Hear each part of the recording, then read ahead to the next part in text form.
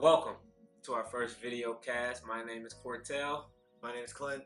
and today's topic we'll be focusing on identity construction within the media.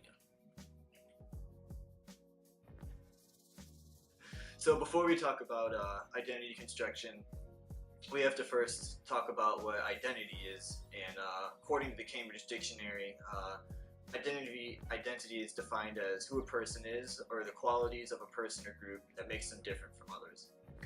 And not only this, but identity also relates to these basic values that dictate the choices we make. These choices ultimately reflect what we value and also who we are. Yep. And things that are included in our identity are characteristics such as gender, our race, our ethnic group, our social class, our religion, where we grew up, and even our education plays a role.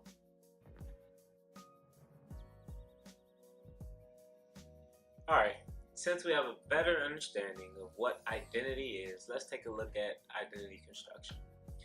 Identity construction either is consciously or unconsciously created through a visual self-examination of the past, the present, or the future.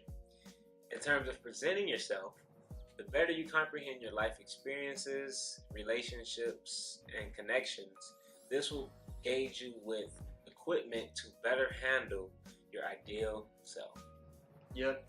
And by understanding your own identity and then your constructed identity, it'll be easier to engage yourself online as well.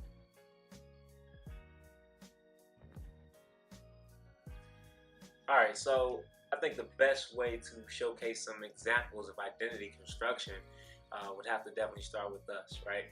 So, Clint, how do you construct your identity on social media?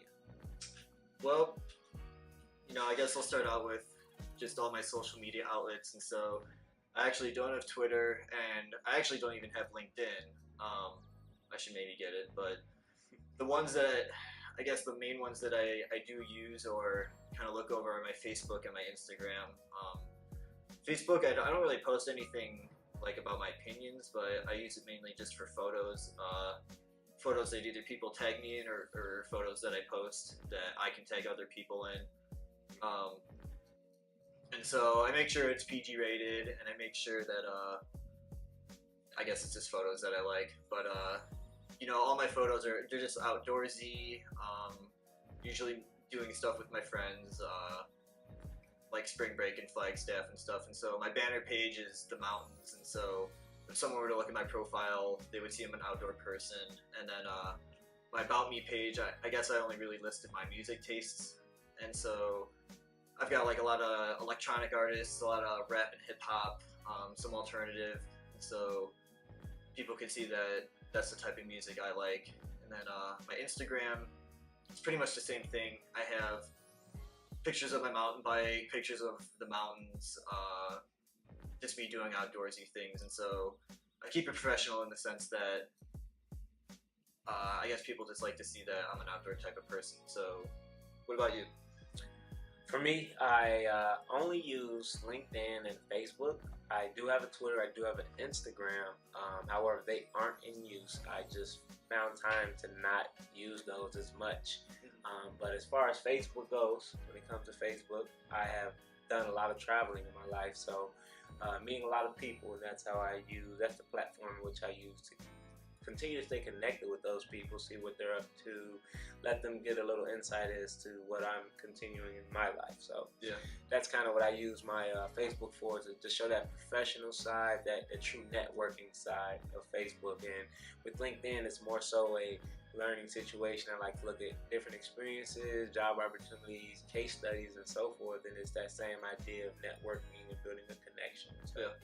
if you look at mine, you'll definitely see a person that's very fine-tuned when it comes to being a professional.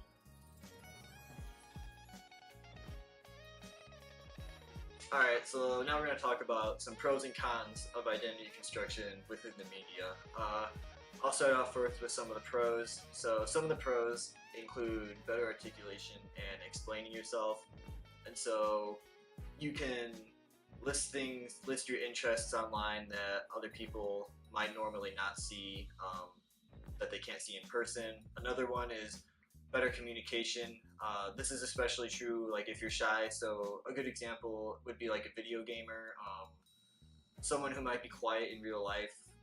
When they're with their friends online, you know, they could be screaming at the mic and yelling at their friends. And then the last one is just the technological adaptation of the new technology. So as you're using this new technology, you're keeping up to date with it. Okay, definitely. And then to actually look at some different cons, false identity is a big one where you're lying about these experiences that you say you've been through. Everything that you say makes your identity is simply false, right? And then another thing can be misleading people, right? This idea of catfishing. I'm pretty sure everybody's familiar with it. Just basically pitching to the world that you're this person, and in reality, this is not who you are. This is not your true identity. Lastly, another con that come from this identity construction or media is the separation from reality. People sometimes use it as a scapegoat in which they may be dealing with something or going through anything in their life, and to create this identity which is false, it gives them this escape from what's really going on in their life. So those are some good and bad when it comes to identity construction within the media. All right. Once again, my name is Cortel. My name is Clint. And we do appreciate you guys for watching our first video cast about identity and identity construction within the media. And please tune back in as we will be covering another topic in our next video. Thank you for coming out and watching.